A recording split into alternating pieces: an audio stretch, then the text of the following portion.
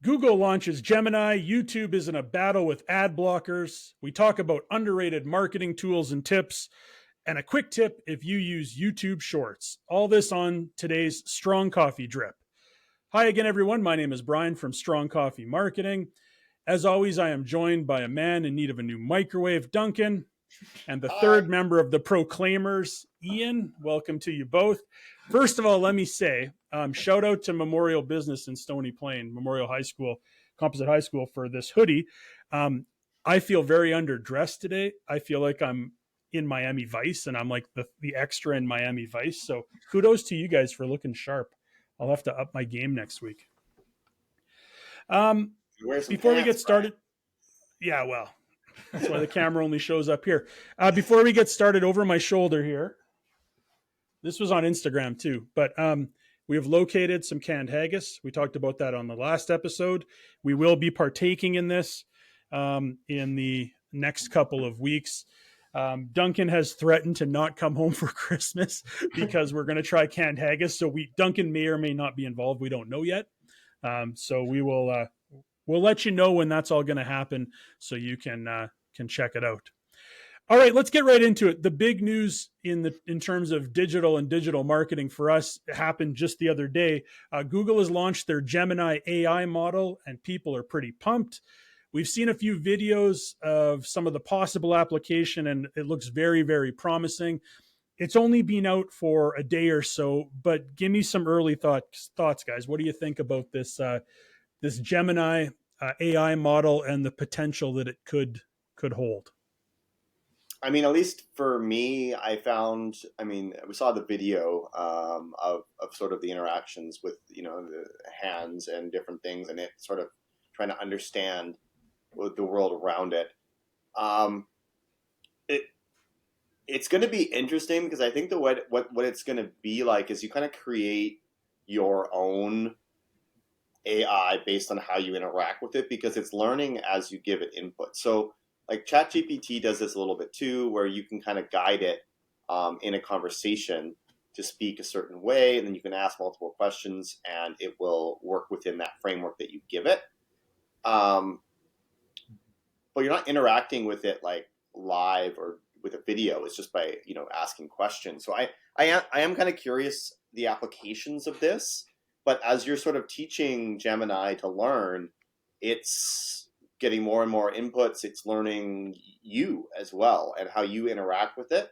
And I think it's going to create a much more personalized sort of experience. Now, and the business applications of that or personal applications of that are kind of yet to be determined. But I find it very promising and interesting. Like, I'm thinking if I'm a writer or something and I have a certain tone of voice, I can kind of train it. And then it understands that and builds off of it. It creates an interesting, we always thought that robots were going to be cleaning our houses when we were kids, and now we're starting to see the applications in real life where it's really just robots in a computer. But it's still interesting how the whole sci-fi world has sort of evolved, and we're now seeing that in reality. And how quick this is like the space race. This is happening so fast that, but yeah, Ian, what do you think? Yeah, I think very interesting to see. It's obviously, I think, having a bit of competition in the field is good. It looks like from all the results they put out, it looks like they're very similarly aligned to ChatGPT 4, according to the documentation they put out.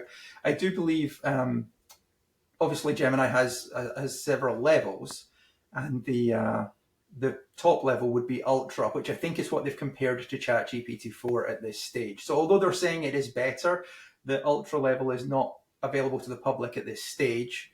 What they've really shared at the moment is the level below that, the Pro level, which still looks excellent. From tests, it looks like it's on par with ChatGPT 3.5, which is the current free version. So if you're using that, then it's certainly worth trying out Bard as an alternative. To me, the one that I think seems very exciting as well, though, is the lowest level, the Micro, which is going to be used on device, for your for the Google Pixel and things like that, it's actually going to be completing everything on device. And I think that's really where things could get very interesting, because your assistants at the moment, sometimes they're great, other times not so great, and this may make big strides there. Yeah, the mobile one's Nano, right? Is it The Nano is sorry, the did I lowest say one? micro? Yeah, Nano. I think you're right. Yeah. Yeah. I like micro better, but Nano sounds Yeah. cool too. For me, I always want to see these things in use. Like, it's neat to hear about it, but it's like, okay, show me something. Show me. Don't tell me about the engine of the car. Show me the car and how I can use it. And I think where it kind of started to make sense to me was last night on our team chat. One of our web developers, Van, sent this interesting video from Google showing how they're going to weave this into Gmail, where you wake up in the morning and this has gone through and read all of the emails that came through overnight and gives you a summary of what has occurred overnight, or maybe you're on a plane or you're on vacation or whatever. It gives you that summary and then helps you kind of get back on track and take over your inbox again. When I saw that, I was like, okay, that's an application that I would actually use. I think Google has done a good job in some of their initial stuff about putting out use case videos, because I think for a lot of people, they see it and they go, wonderful, but I don't know what it means. So they are starting to show that. So I am curious to see where it goes. It does sound like they do want to weave it into their ads platform, into Gmail, and I'm sure it's going to reach into all the different things that Google does eventually. So I would say you're gonna come across it. If you're a Google user, you're gonna come across it somehow. You might just not know that that's actually what you're working with. Yes. Well, and I think with a lot of these tools, even Google doesn't know how the public will use them. Yeah. I remember when ChatGPT came out initially, there were prompts people were writing in that allowed it to like kind of see the source code of ChatGPT, but also like kind of, turn it evil. So I'm curious, but I think that's one of the interesting things about this new technology is just like a Google search, I think the stat is like 30% of all Google searches are brand new and Google's never seen it even to this day. We will find uses for this that even Google didn't conceive when they started it, as the public starts interacting with it. And I think that's where you get some really cool innovation, and that's where you get disruption in businesses, industries, etc. And I'm excited to see where it takes us. Mm-hmm. Definitely. Also, they mentioned a number of multimodal things in the presentation, but it's worth noting that those are going to be rolled out over the next little while. So although there was lots of examples given and you're like, oh, I really want to try that, a lot of that can't necessarily be tried until the early next year when some of these features It's very interesting. You got Microsoft that now owns like ChatGPT, and now you got Google that owns Gemini. And these are these huge tech companies with, well, they're both worth over trillions of dollars. So it's very interesting to see them go head to head, but very cool technology. And as Ian mentioned last time too, Meta is very much in the game. And Ian, I remember you mentioning that, who would have thought Meta would be at the forefront of this discussion a month ago or so. Now, obviously, I did see that they have some stuff. They put out an interesting image generator through AI the other day. The example being a cat on a snowboard, which I'm really excited to play with because I've always wanted a picture of a cat on a snowboard. So I'm interested to see about that. But yeah, this thing is happening so fast, and who knows where it's going to go 2-3 months from now. And even their Llama 2 model, I believe, is in line.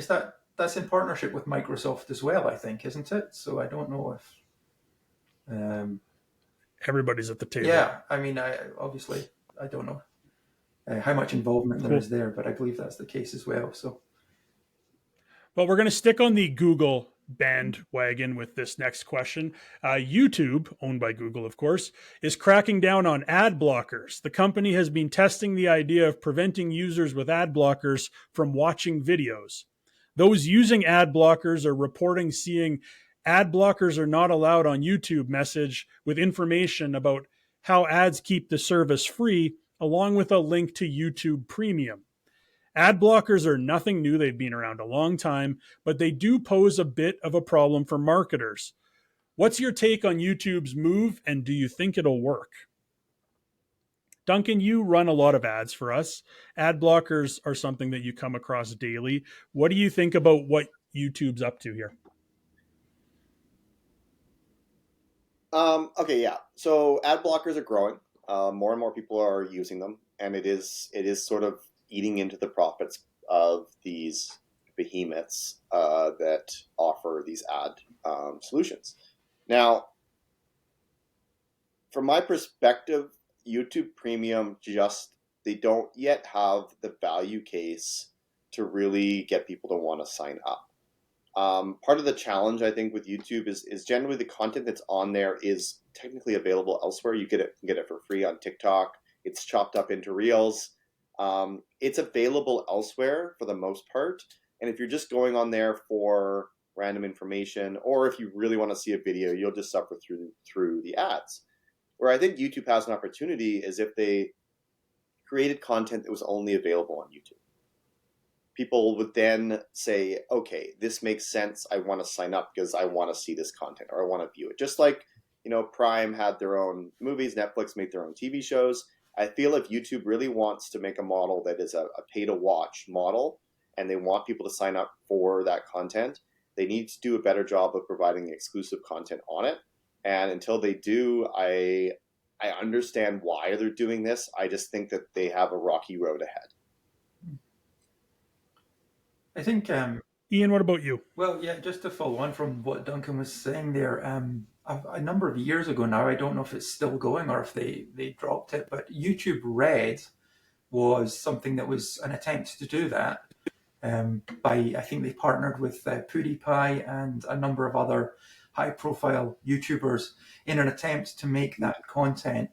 And I just don't. I think it fell flat because of the fees involved. It was a paid subscription model rather than Yeah, monthly yeah. subscription service that removed all the ads. YouTube Red. Yep. So, but yes, I think my feeling of it is, yeah, there's a couple of ways to do it, and they could encourage people to, the carrot or the stick, basically. Do you want to encourage people to work with what you're offering, or do you want to punish them for not doing what you want them to do? And Google's very much going down the latter of those routes at the moment.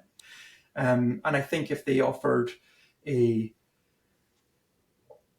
something that people would want to use and engage with, and that would still be profitable for them. Now, I don't know what that is. I don't know what that looks like, but if the current model is failing to achieve what they need it to achieve, then maybe it's Google that needs to make the move rather than just saying our customers are evil and we're going to not let them use our platform at all. So I'm kind of against that. Personally, I pay for YouTube Premium, and there you that's the one social. Do you see the value in YouTube Premium? Well, Obviously, if you're paying for it's it. a family plan, and yeah, I think my wife and my son both enjoy YouTube as well. I think that we do see value from it, because it's one that we're all on semi-regularly. But it is expensive, and I remember there's a chap called Lewis Rossman. I don't know if you've ever seen him. He was originally from New York. I think he's moved to Texas now, but he is very much in favor of ad blockers. And he says the reason that he likes them is that he feels that if you're paying for YouTube Premium, you get a worse experience than you do by pirating it. And that's his feeling. And he thinks that that's a big part of the problem. It's like if you're paying for something, you really should be getting the best of the best. And his argument was that's not the case. If I use an ad blocker, I'm getting a better experience than I would using the premium feature, which is why he stopped paying for it. So that's it. Like if YouTube had maybe they had this arm of their business that was like it would go out to a whole bunch of live events.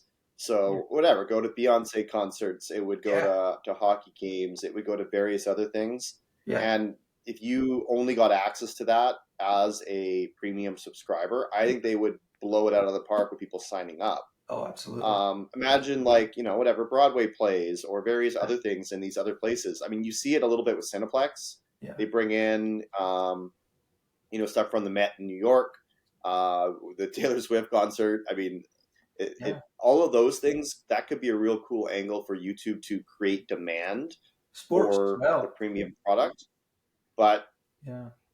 they haven't really done that yet. I mean, I've seen some live events. A lot of electronic music festivals often have live events through YouTube.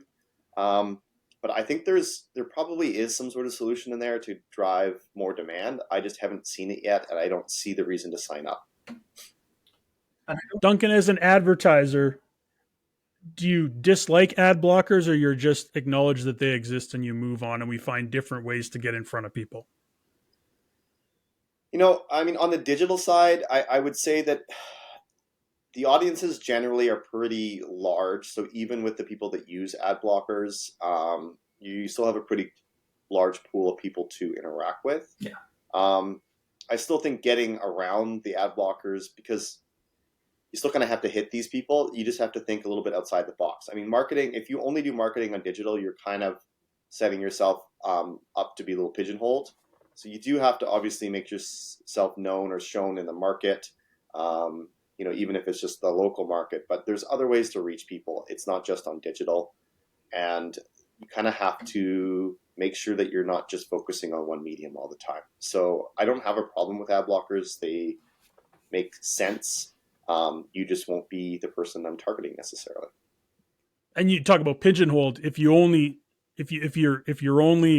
thing that you're using is advertising as well, that's really going to limit you. But so having a more comprehensive strategy, regardless of the size of your business, is going to help you succeed in the long run. Do we have an idea of what percentage of YouTube users are using ad blockers? Have they No, you know what? I'll share the link to the article in the description below. I know there was 15 to 20% right now of the market's kind of using ad blockers of some sort. The article mentioned that a lot of people started disabling them when YouTube brought this in. I don't know where they're getting that stat from. Is YouTube saying that? I'm not sure, but it's interesting to watch, and I'm curious to see what YouTube does moving forward. My only opinion on it is what took YouTube so long. I thought this would have been done a long time ago. So when I saw it, I was like, oh yeah, they haven't done that. Now they are. So very cool. Speaking of Google, Duncan, I think Google just left me a message on my phone too. This is all Google today, all Google all the time. They're probably looking for you. Probably. So I'll pass them along. Yeah. Let's go to the mailbag again. We did the mailbag last week. Let's do it again where the questions are real, but the names and locations are fake. Great news, guys. Hector from Tucson is back, and he's got another question. Yeah, Hector, a big fan. He says, hey, guys, I think if Duncan really cares about the podcast, he should consider an air fryer instead of a microwave. So thank you, Hector. Duncan will look into that, as will Santa. No, that's his statement leading up to the question. Hector has opinions, Duncan. He doesn't just ask questions. Okay, thank you, Hector. Anyways, what are some... Yes, Christmas is coming. What are some under-the-radar marketing tools or tips that you can share for small businesses? So Hector does bring up a very good question.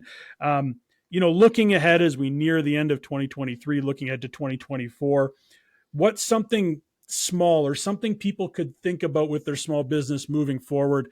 I'll start because I never start. So I'm going to start this one because I can, because I'm the host. For me, I think a lot of businesses are on YouTube in some capacity, but maybe don't fully understand everything you can do on there. And the one thing I think that gets overlooked often are YouTube Shorts. So YouTube Shorts are essentially shorter videos under a minute long. They would resemble an Instagram reel or a TikTok, a vertical video that YouTube has built into their system. And they do bring in a lot of attention. And I think a lot of businesses, although they might have that YouTube channel, they might post there once a year. Whenever they finally make a video, they put it up, not really realizing the power of YouTube Shorts. So I would say, as the one tip I have for a small business, you're probably on YouTube already. Investigate a little bit more what other things it can bring to the table. And if you do have some shorter videos, maybe you've been making some reels on Instagram, it's easy to move them over and add them to Shorts as well. You already have the channel in place. It's just a matter of taking and repurposing content you already have and moving them over to to shorts. I know in doing what we're doing now, we're on episode number 4. We've been doing all sorts of experimenting with how we can repurpose the content we create when we do this. And I think overall, shorts has probably brought in as many views, if not a little bit more, than what we see across Instagram, for example, or even LinkedIn. Yeah, something to look at as you move forward for next year. Don't sleep on YouTube shorts. They show up in search. They've got a fantastic music library. They're really easy to make and post. So that would be my tip. Have a look at YouTube shorts. Ian, why don't you go next? Okay, thanks. Yeah, I think when it comes to small businesses in particular, obviously you're going to be working with pretty limited funds. So a strong thing to think about is how you're going to best utilize the money that you do have access to. A lot of people might think that a website is a really necessary part to start out, but I think often it's the sort of, people assume the old adage of if you build it, they will come, to be the case, and it simply isn't. Just because you have a website doesn't mean anyone's going to find it. It may be worth starting off small with your the places you're taking people to. Have your social set up, because you can do that for free, and set up a simple website that looks good enough to do the job, to sell the products that you want to have and sell, and then put some money into ads. I think initially when people are setting out, they perhaps fear ads. They do think they can do a lot organically, but ads are really going to be the thing that get people to your site once you've built it, and can help get you those conversions. It's better to get 100 people to your site and make 4, 5, 6 sales than get 2 people to your site and make 1 sale just by having a really beautiful website.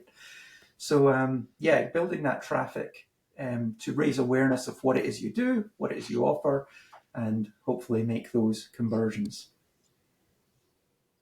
More on the content and ad side, less on the website side. You can always build a larger website, absolutely. Expand on your website in the future. You can have a great have a great website without it being all singing, all dancing, all the bells and whistles. It can be fairly simple, but if you've got some nice images on there, you've got some good content on there, then you're off to a great start. Unless your business is selling singing and dancing lessons, then you need singing and dancing. You need all singing and all dancing. That's another quick tip. Duncan, what about you? Small businesses, what's something easy, maybe something underrated, under the radar? What kind of tip can you provide them? Well, I mean, I'll just start by echoing Ian's point a little bit here, and just saying that a simple search campaign for a very narrow set of keywords is a cheap and easy way to get pretty qualified traffic to your site. I mean, again, it doesn't have to have all the bells and whistles. It just has to get the main information across. Now, that's probably the easiest way, because I mean, if you think of a new business, you don't have a lot of SEO clout. Your website maybe has been around for 3 days. So like, how do you start getting the traffic? And there's no way really to get found on Google organically in the first week, because Google has to go and index your site, etc., and look at your content. And generally, you won't have a lot of content with a new website. So really, the only way to really get noticed is run a search ad so that you can immediately show up on that first page of Google and get some traffic to your site. Now, one thing my point that I was going to add to this, Google Search Console, it's a free tool. You type in Google Search Console, you'll find it. And it allows you to see the organic traffic that your site's getting, but it also allows you to send your website to Google to get it indexed. So you kind of like speed up that process a little bit. And they just did an overhaul of it. They didn't really announce anything. I was in there just last week, and you can get like year-over-year data when it comes to your organic SEO. You get the keywords that you're showing up for. And they have a really cool reporting system that never used to exist. It used to always be like a 2-month or 3-month window and you couldn't look back. Now, once you get that on your site, you have data for years moving forward. And it's really fun to compare. You can look at your overall search engine optimization picture. And I think for a small business starting out, that is a huge and valuable tool that you can't get anywhere else for free. I mean, Google Analytics hides all that information, but Google Search Console gives it to you on a platter, and highly recommend it for new businesses because you learn a lot about that organic footprint that you're creating. Yeah. It'll show you errors if Google's not liking something on your website. It's not indexing all the pages. It's like the ultimate tool to see whether or not Google likes you, and then it'll tell you how to improve. Mm-hmm. It's like the Google friendship tool. Does it like you? Does it not like you? Here's some tips to improve. Some really good tips, you guys. know, if it absolutely hates you, it'll let you know. It'll say you. It will. Buttons.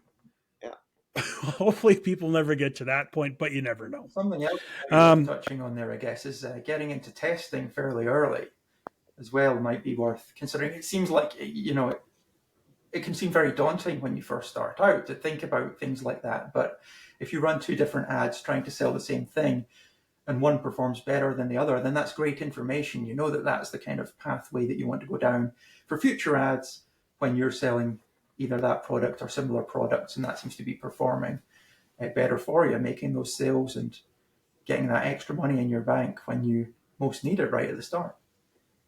Oh, for sure. You know what? Kind of to everybody's point, the big thing is start small. You can always expand out later. If you try to do too much coming out of the gate, you're going to feel overwhelmed. Not to mention, as a small business owner, you actually have to run the business. That's the other side of things, because obviously if that's not happening, it doesn't really matter. But yeah, I think Google Search Console is a fantastic tool. Like Duncan said, completely free. Starting your website small, expanding out from there, giving advertising a try. You know, maybe you've done some ads in the past and you didn't feel you got the value, or you know something went wrong. Don't let that deter you from trying it again. I think you'll, in the long run, you'll see positive results. Great job, guys. We're going to end this on a bit of a quick tip. This one is pretty basic. We're going to keep with the Google YouTube theme, which kind of came across the entire program today. Going back to YouTube Shorts, if YouTube Shorts are part of your marketing strategy, or you're thinking about including them in your marketing strategy moving forward, a while back, a couple months, I think now, they added a bunch of extra little tools when you're uploading shorts. And one of the coolest ones they put in, they didn't really talk about it a whole lot, but they put in the idea of recommended videos. So when you upload a short, you'll see there's going to be a spot where it says recommended video. And you can actually go and click that, and you can recommend another video from your library that will show as a recommendation once the short is done. So the short being not very long, the reason they call it a short, that will run, and at the end it'll show here's a recommended video. So the idea of video cards, etc., have been around for a long time with larger videos, but these recommended videos for shorts is relatively new. I think one strategy you could try is, if you've got a larger video that you're hoping to drive traffic to, and you're using shorts to do so by showing little clips of the larger video, if you make that larger video your recommended video, people finish watching the short, they go, that was kind of interesting, here's the recommended video, which drives you back to the bigger one. It's completely free. It's in there. There's probably people that pass right by it, but it's right there. All you got to do is click. It'll pull up all the videos you have on your channel. You pick which one you want. Away you go. So a really quick, simple tool from YouTube Shorts. It's a great opportunity to link to a longer piece of content. Or I was doing this the other day, looking at some videos. Some people, if they have a series of shorts that are like chapters or in a series of some sort, they just link to the next one, to the next one, to the next one, and you kind of just watch the whole progression as you go all the way through. So simple, effective, and free. That's all for today. Anything else you guys want to add? It's been a good week. I think we're getting close to Christmas. Hopefully, Duncan, you do come for Christmas so we can enjoy some Scottish food. Really looking forward to that. Anything to add? We're good. No, I think we're good for today. Look at we did it all in record time as well. So thank you very much to Crockett and Tubbs for joining us today on the podcast. I promise I will dress up more so in the future. Hopefully Duncan doesn't boycott his trip home, and we can have some canned haggis in the coming weeks. Thanks, Ian and Duncan, for joining me again on another edition of the Strong Coffee Drip. Be sure to subscribe to us on YouTube and wherever you get your podcast. Follow us on LinkedIn. Follow us on Instagram. I'm Brian from Strong Coffee Marketing. Thank you very much. We'll see you next time. Now, guys, let's get back to work. Bye.